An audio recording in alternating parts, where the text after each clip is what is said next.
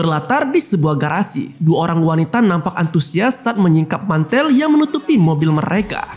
Kedua wanita itu adalah Zoe dan ibunya. Usut punya usut, mobil keren warna silver tersebut merupakan mobil kesayangan mendiang ayah Zoe yang kini telah menjadi peninggalan yang cukup berharga bagi mereka. Seperti membangkitkan kembali memori lamanya, ibu Zoe pun nampak terharu ketika memandangi mobil kesayangan suaminya tersebut. Bahkan ia juga terlihat cukup berat ketika memberikan kunci mobilnya itu kepada Zoe. Lain halnya dengan Zoe, ia yang telah menginjak dewasa pun dengan ekspresi gembira langsung meraih kunci dan segera menaiki mobil tersebut. Dengan penuh keraguan, Zoe yang sejatinya sudah tak sabar untuk menggunakan mobil itu pun mulai mencoba menghidupkannya. Meski telah cukup lama mangkrak di garasi dan sempat kesulitan saat dihidupkan, muscle car klasik itu pun akhirnya bisa hidup kembali. Raut wajah sumringah jelas tak bisa ditutupi. Zoe nampak begitu gembira sekaligus puas karena sekarang ia telah memiliki izin penuh untuk mengendarai mobil peninggalan ayahnya. Namun tidak dengan sang ibu, meski ia juga merasa bangga tapi raut wajahnya tak bisa berbohong jika dirinya masih cukup khawatir akan putrinya sendiri. Bukan tanpa alasan, kekhawatiran sang ibu ternyata didasari pada kondisi Zoe itu sendiri, di mana Zoe terlahir dalam kondisi tunarungu yang membuatnya tak bisa berbicara seperti gadis normal pada umumnya. Ditambah lagi gadis kecilnya itu kini telah menginjak dewasa. Dengan kata lain, Zoe sudah memiliki hak untuk menentukan pilihan hidupnya sendiri. Dan benar saja, Zoe yang notabene sudah memiliki pacar pun berencana untuk mengunjungi pacarnya itu menggunakan mobil.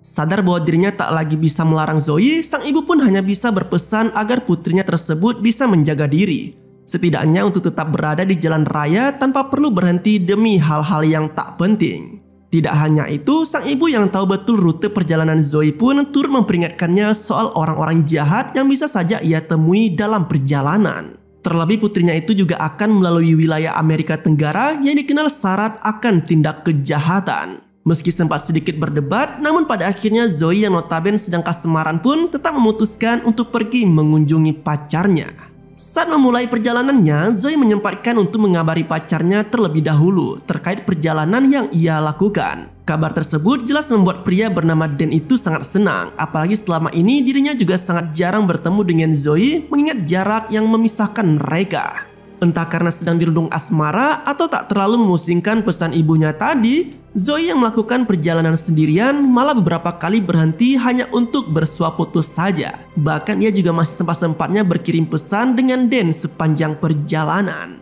Tanpa terasa Zoe kini telah masuki wilayah New Mexico, kawasan gurun yang gersang tanpa ada rumah di kiri kanannya.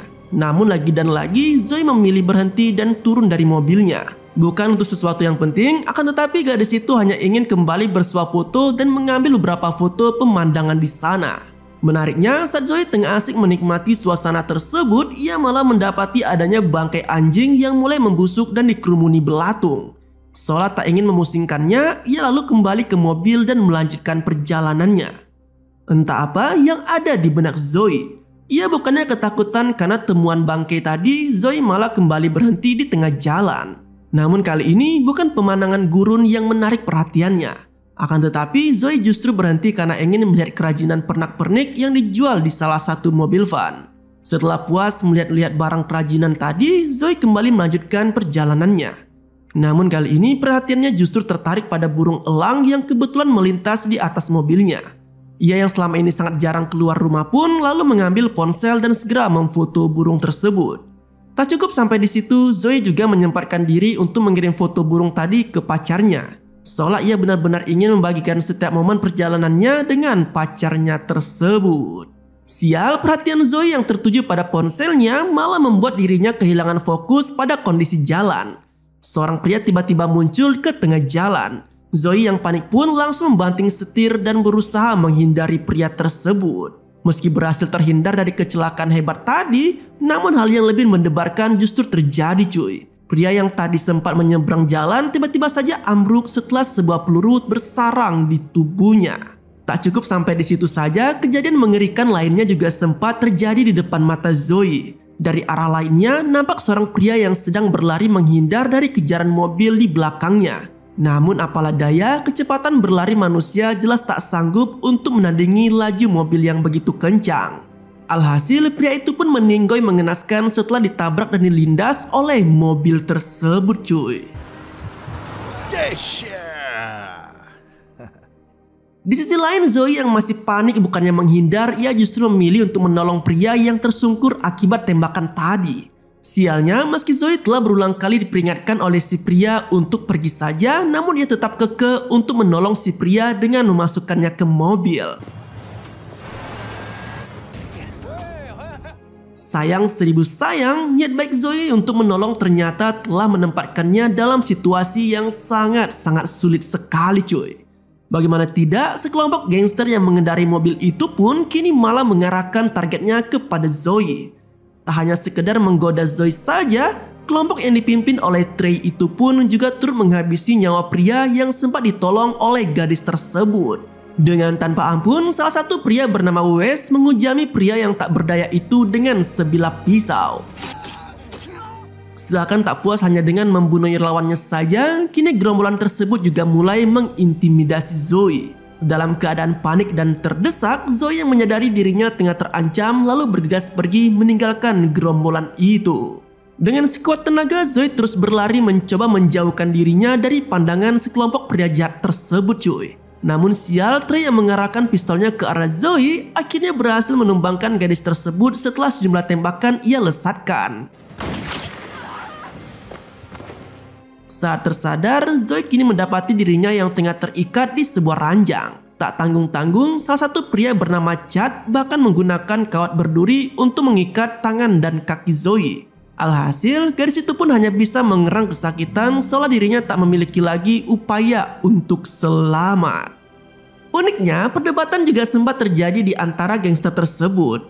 Di satu sisi, Trey dan yang lainnya tak mau melepas Zoe begitu saja. Terlebih salah satu pria bernama Jet nampak sangat berhasrat untuk menggagahi gadis tersebut. Lain halnya dengan Wes yang berdarah dingin dan tak tega melihat penderitaan Zoe, lebih memilih untuk segera membuang atau membunuh gadis itu saja. Apalagi setelah ia mengetahui jika Zoe penderita tuli bisu dan buta warna. Namun agaknya pendapat Wes tak sedikit pun dihiraukan oleh yang lainnya. Mereka dengan begitu brutal menyiksa dan memperkaos Zoe secara bergantian. Esok harinya Trey kembali mencoba mengintimidasi Zoe. Namun bukan ancaman secara frontal seperti yang dilakukan sebelumnya. Akan tetapi ia memperlihatkan koleksi tengkorak manusia hasil buruan mendiang kakeknya. Termasuk salah satunya adalah Marcus Coloradus, leluhur suku Indian yang telah dianggap sebagai raja besar bagi suku tersebut. Bahkan Trey juga turut berujar jika saat ini giliran dirinya lah yang harus meneruskan koleksi tersebut. Seolah menandakan bahwa cepat atau lambat Zoe bisa saja meninggoy terbunuh dan menjadi koleksi pria tersebut. Memasuki tengah malam, perdebatan juga kembali terjadi antara Trey dan Wes. Keduanya saling beradu argumen mengenai keberadaan Zoe, di mana Trey tetap ingin menahan gadis tersebut sedangkan Wes ingin segera melenyapkannya. Meski sempat saling bersih tenggang, namun pada akhirnya Wes berhasil mematahkan argumen Trey dan ia pun segera mendatangi Zoe untuk menghabisi nyawanya.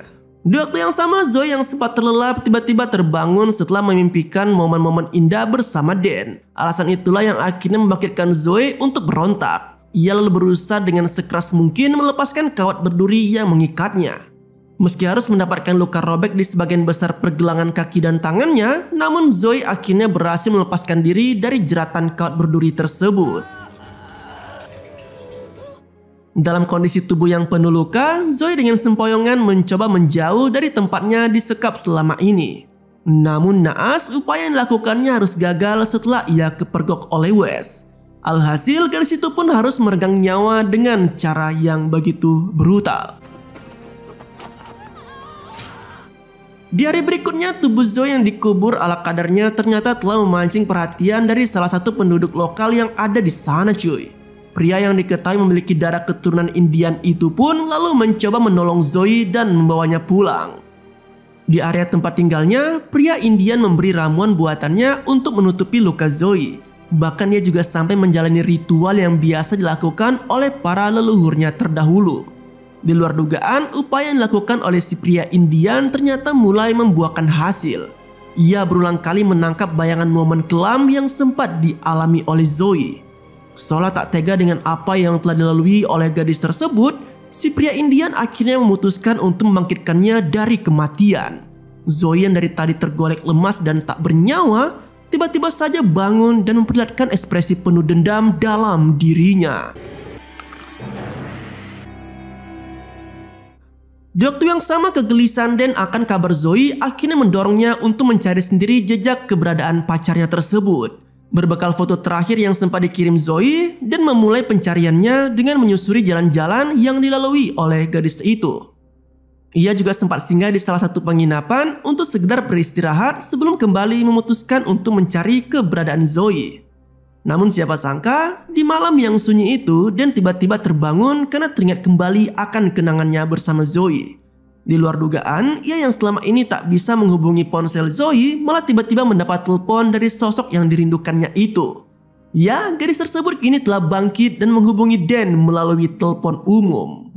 Momen haru pun begitu melekat dalam sambungan telepon mereka. Zoe yang notabene sulit berbicara mencoba untuk memberitahu kondisinya pada Dan, termasuk meminta pertolongan pada pacarnya itu. Lain halnya dengan Dan, meski ia tak bisa mendengar dengan jelas setiap perkataan Zoe, namun agaknya ia bisa merasakan apa yang tengah dialami oleh gadis tersebut. Secara tak terduga, Zoe yang saat itu masih berusaha menjelaskan kondisinya melalui telepon malah teralihkan perhatiannya oleh kedatangan mobil patroli yang ada di sana, cuy. Namun bukannya untuk meminta pertolongan, melainkan Zoe justru dibuat tercengang oleh sosok polisi yang mengendarai mobil tersebut. Bagaimana tidak, petugas yang keluar dari mobil itu ternyata tak lain dan tak bukan adalah Chad, pria gangster yang telah menghancurkan kehidupannya. Ia diketahui berprofesi sebagai polisi yang dikenal memiliki perangai buruk. Saking parahnya, Chad bahkan tak segan untuk menceritakan setiap aksi tak senonoh yang ia lakukan pada bartender dan pengunjung bar di sana. Termasuk hal-hal di luar akal sehat manusia yang ia lakukan baru-baru ini terhadap Zoe. Menariknya, saat Chad tengah asik menceritakan soal aksi yang kemarin, di saat itu pula Zoe muncul bersama dengan dendam besar dalam dirinya. Tanpa babi bu, gadis yang sudah kesetanan itu langsung menghajar Chad secara brutal hingga meninggoy dalam keadaan yang begitu kejam. Kasus tewasnya Chad seketika langsung menghebohkan pihak kepolisian yang ada di sana, tak terkecuali dengan Trey dan komplotannya. Sama halnya dengan Dan, ia yang sempat diberitahu lokasi terakhir Zoe saat ditelepon tadi langsung mendatanginya. Namun bukan gadis tercintanya yang ia temukan, melainkan Dan justru mendapati adanya kerumunan polisi yang tengah mengamankan TKP. Dengan rasa penasaran, ia pun segera mencari informasi mengenai keberadaan pacarnya, termasuk pada komplotan Trey yang ada di tempat itu. Meski mereka mengelak dan terkesan menghindar, namun keributan kecil sempat terpicu hingga akhirnya mereka berhasil dipisahkan oleh seorang polisi. Di sisi lain, Zoe yang sempat menghabisi nyawa Chad kini malah terbangun di gudang milik si pria Indian. Anehnya, meski tubuhnya masih dibalut oleh banyak luka, namun Zoe nampak baik-baik saja.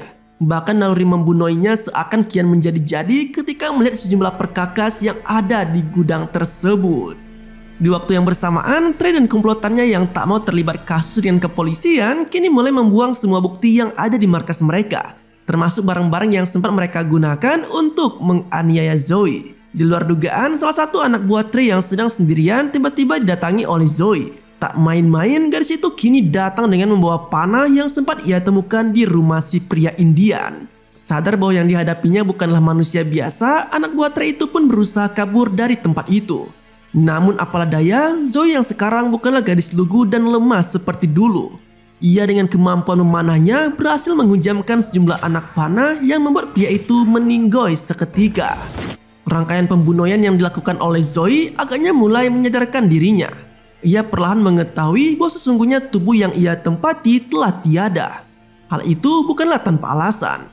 Zoe menyadari dirinya saat mendapati setiap luka di tubuhnya yang tak kunjung sembuh. Bahkan sejumlah belatung pun telah menetap di balik perban yang membalut lukanya. Karena alasan itulah, ia pun mendatangi si pria Indian semata untuk mencari ketenangan sekaligus jawaban atas kegundahannya tersebut.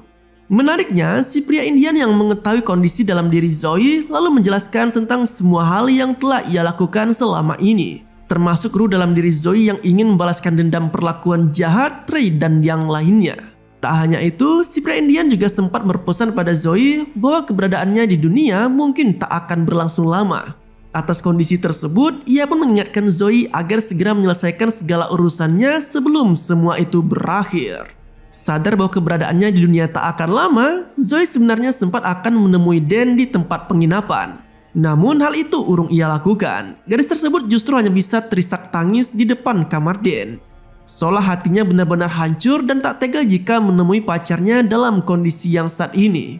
Terlebih lagi, Dan juga masih memiliki masa depan yang panjang dan tak seharusnya terbelenggu dengan sosok Zoe yang telah tiada.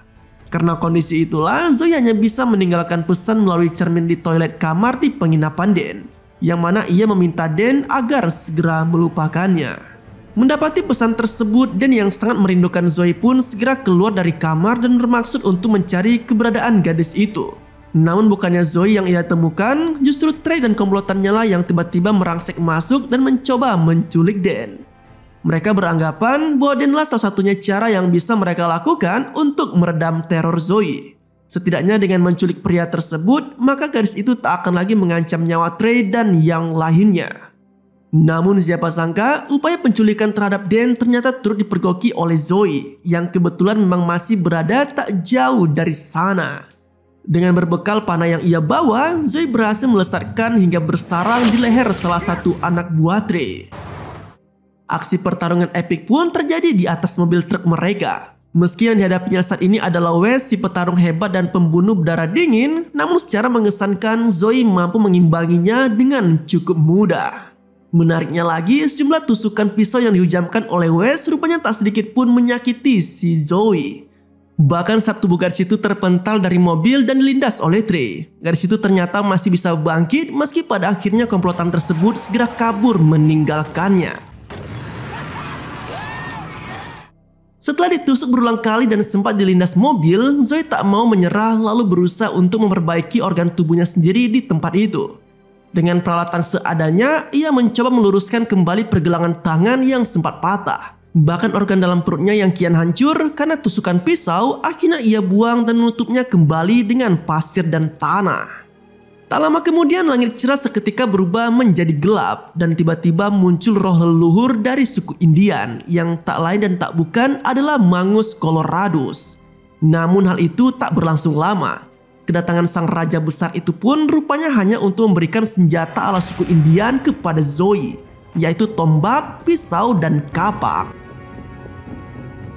Di sisi lain, Trey dan komplotannya kini bersembunyi di salah satu area bekas pabrik, bersama dengan Dan yang juga turut mereka jadikan sebagai sandera. Dalam momen itulah, Dan akhirnya menyadari bahwa sosok gadis yang ditunggunya selama ini ternyata telah tiada. Mirisnya lagi, Zoe tidak hanya dibunuh begitu saja, tetapi sudah lebih dulu disiksa dan diperkaos secara bergantian.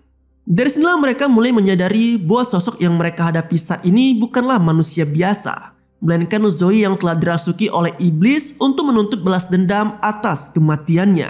Konyolnya, salah satu anak buah Trey yang ketakutan lalu berusaha untuk kabur dari tempat itu.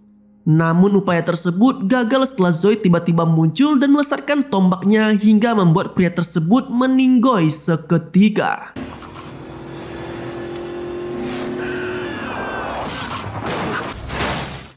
Suasana yang tadinya sunyi kini berubah menjadi penuh ketegangan. Satu demi satu anak buah Trey harus berakhir dengan kematian yang sangat tidak menyenangkan, termasuk Wes. Meski awalnya ia sempat ragu pada sosok yang dihadapinya, namun setelah berhadapan langsung dengan Zoe, Wes hanya bisa terdiam dan ketakutan. Hingga akhirnya ia pun meninggoy seperti anak buah Trey yang lainnya. Tak hanya itu, momen penuh haru juga sempat terjadi ketika Zoe berusaha melepaskan Dan dari ikatannya. Kala itu, Zoe yang mendengar erangan kesakitan Dan sempat mencoba untuk membebaskannya. Namun hal tersebut ia urungkan. Zoe agaknya sadar betul bahwa dirinya yang sekarang bukanlah manusia seutuhnya, melainkan tubuh tak bernyawa yang tengah dikendalikan oleh ruh penasaran. Karena alasan itulah, ia pun tak melanjutkan niatnya untuk membebaskan Dan.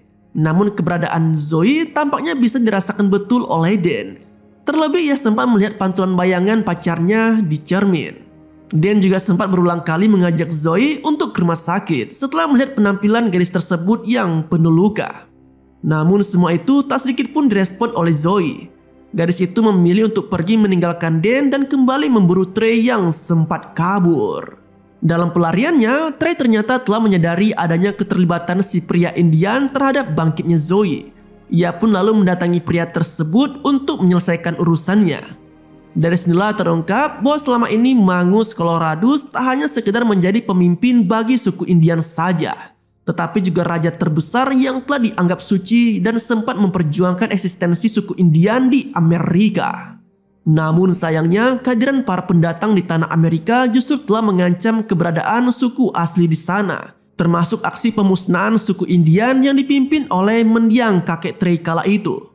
Atas dasar inilah, Roh Magnus Coloradus pun kembali muncul untuk membalaskan dendam lamanya bersama dengan Zoe yang juga telah dihancurkan oleh Trey. Mengetahui fakta tersebut, Trey lalu memutuskan untuk menguburkan tengkorak para suku Indian yang menjadi koleksi kakeknya selama ini. Namun saat akan menguburkannya, Trey malah tak mendapati adanya tengkorak Magnus Coloradus di sana, karena ternyata tengkorak tersebut kini tengah berada di genggaman Zoe. Aksi pertarungan antara Trey dan Zoe pun tak terhindarkan. Dengan berbekal gergaji mesin, Trey berhasil mengacak-acak isi perut Zoe hingga nyaris terbelah. Sama halnya dengan Zoe itu sendiri, meski ia telah berada di sisa-sisa hidupnya, namun gadis itu berhasil menghujamkan kapaknya berulang kali hingga membuat kepala Trey menjadi terputus. Setelah pertarungan yang mematikan, Dan tiba-tiba datang dan harus menghadapi fakta memilukan. Bagaimana tidak, sosok gadis yang dicintainya itu kedapatan tengah mencoba menguburkan dirinya sendiri dalam kondisi tinggal setengah badan saja. Tak tega dengan penderitaan yang terus dialami oleh Zoe, Dan akhirnya memutuskan untuk membakar tubuh gadis tersebut semata demi membuat pacarnya benar-benar meninggoy. Dan benar saja, saat tubuh mayat Zoe terbakar, di saat itu juga penampakan ruh gadis itu muncul bersama dengan ruh Magnus Coloradus yang selama ini bersarang dalam tubuh Zoe. Nah, di akhir film, terlihat Dan dan si pria tua yang baru selesai menguburkan mayat Zoe dengan layak. Meski masih dibalut dengan kesedihan, Dan nampak masih ragu dengan keputusannya malam tadi saat membakar tubuh Zoe. Namun hal itu justru dibenarkan oleh si pria Indian. Ia bahkan menyebut jika saat ini Zoe telah berada di tempat yang lebih baik. Dan film pun berakhir dengan begitu santuy.